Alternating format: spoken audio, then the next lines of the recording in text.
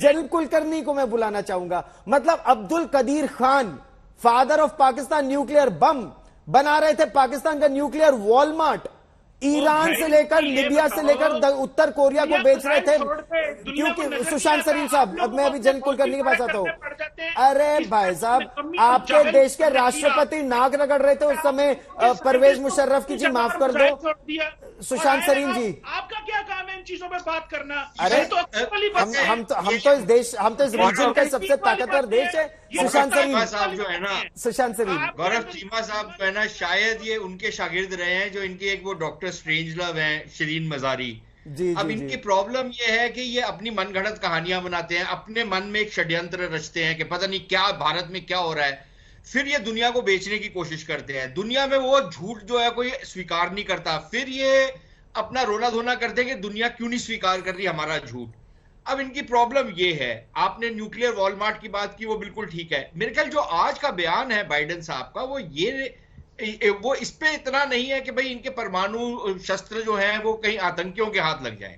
उनका बयान ये है कि यार ये जो देश है ये तो चरमरा गया है, ये कोलैप्स कर रहा है, और जब ये कोलैप्स कर रहा है, इनके राजनेता, इनकी फौज, इनके जो अदालतें हैं, तमाम जो इनके तंत्र है, वो सारा क्रॉस पर्पसेस पे काम कर रहा है, एक दूसरे की टांग खींच रहा है, और ये देश जो है ये खड्डे में जाते जा रहा है। और ये एक ऐसा देश है जिसके पास परमाणु शस्त्र है। अगर ये देश फेल हो जाता है तो फिर आगे क्या होगा?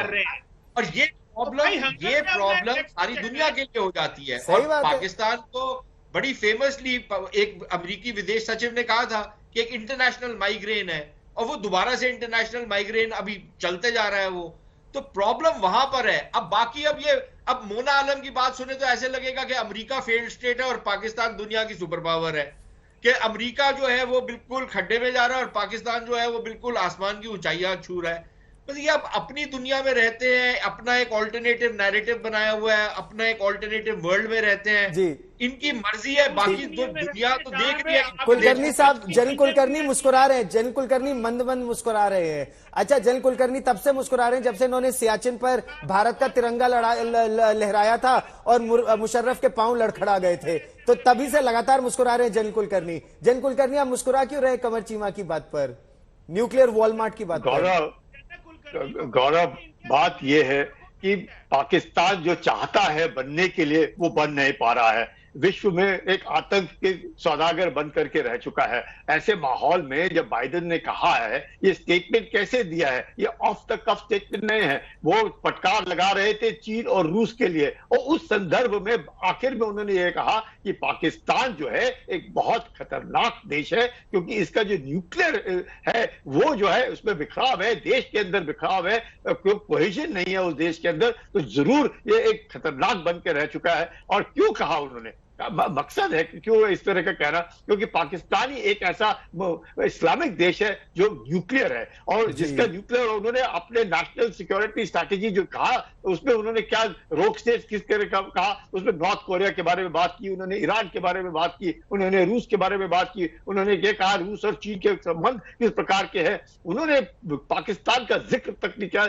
जबकि 2010 में ओबामा ने 19 बार जिक्र किया था, और 2011 में क्या किया, उन्होंने आकर के कहा, उनके घर के पिछवाड़े में आकर के ओसामा को मारा। तो आज की तारीख में जब 2021 में कोई जिक्र नहीं, 2022 में कोई जिक्र नहीं, और 2 दिन के बाद तुरंत एक ऐसा बयान कि भाई पाकिस्तान जो है एक वाकई खतरनाक देश है, और ये खतरा भारत से ज्यादा कौन समझ सकता है? ललित अंबरदार जी, आपने तो और भारत ने तो इसको फेस किया है, जम्मू कश्मीर में, पंजाब में, और 3 दशक बाद आज भी एक कश्मीरी पंडित की हत्या कर दी इसी इस्लामिक कट्टर आतंकवाद की मानसिकता ने। ललित अंबरदार जी, दुनिया को अब जागने की आवश्यकता है।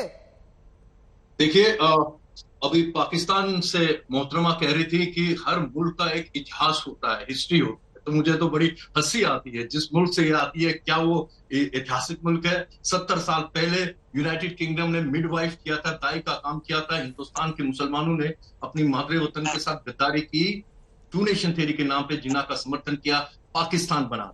ये है पाकिस्तान का इतिहास। और पाकिस्तान का इतिहास ये भी है 71 में अपने ही मुसलमानों, खासकर बंगाल के अंदर उनके ऊपर नरसंहार किया, जिनोसाइड किया। ये है पाकिस्तान।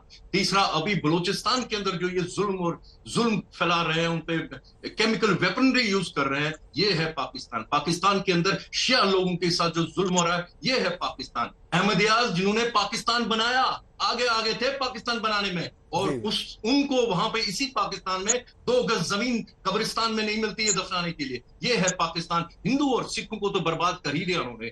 18% 24% थे ईस्ट और वेस्ट पाकिस्तान में, 24% हिंदू और सिख थे आज की तारीख में। ये जो पाकिस्तान आज बचा हुआ 1.5% मियां मिट्टू 2 साल 10 साल 12 साल की लड़की हिंदू को अगवा करा के दूसरे दिन वो टीवी के सामने लाते हैं बुर्का लगा के, अपनी मर्जी से मुसलमान बनी है। ये पाकिस्तान। जहां तक जो बैदिन का सवाल है, जो बैदिन तो पाकिस्तान की दोगलेबाजी, तो आपको ये अमेरिका की दोगलेबाजी पाकिस्तान के संदर्भ में हमको अभी तक समझ आनी चाहिए। जो बैदिन जब इलेक्शन लड़ रहे थे, उन्होंने एक खास एजेंडा बनाया था फॉर इलेक्शन पर्पसेस, जिसका नाम था एजेंडा फॉर मुस्लिम अमेरिकन, और उसके ऊपर टॉप ऑफ एजेंडा था कश्मीर और फलस्तीन। ये वही अमेरिका है जिसने नहीं, अमेरिका का ये दोमुहापन तो जिंदा रखा। पाकिस्तान के अंदर लोग बोलते थे, उस पर भी हम चर्चा करेंगे, उस पर भी हम चर्चा करेंगे, लेकिन मोना आलम, आर्मी फॉर अमेरिका। और आज जो कश्मीर में हुआ, अल बद्र ने उसकी जिम्मेवारी ली। आपके द्वारा बताना चाहता हूं, अल बद्र हिजब इस्लामी गुलबुद्दीन हिकमतयार के कोलैबोरेटर्स रह चुके हैं, जिन्होंने काबुल को बूचर बोलते हैं गुलबुद्दीन हिकमतयार को। इन्होंने ईस्ट पाकिस्तान में जुल्म फैलाया था अल बद्र ने। ये कश्मीर के अंदर हो रहा है। लेकिन मुझे यह प्रॉब्लम हो रही है, क्या हम लोग इसको समझ रहे हैं कि what we have on hand, कि पाकिस्तान आयोजित, पाकिस्तान ओरिजिन कश्मीर जहाद हमारी चुनौती है कश्मीर के अंदर। न केवल कश्मीर के लिए, पूरे देश के लिए बहुत बड़ी चुनौती है।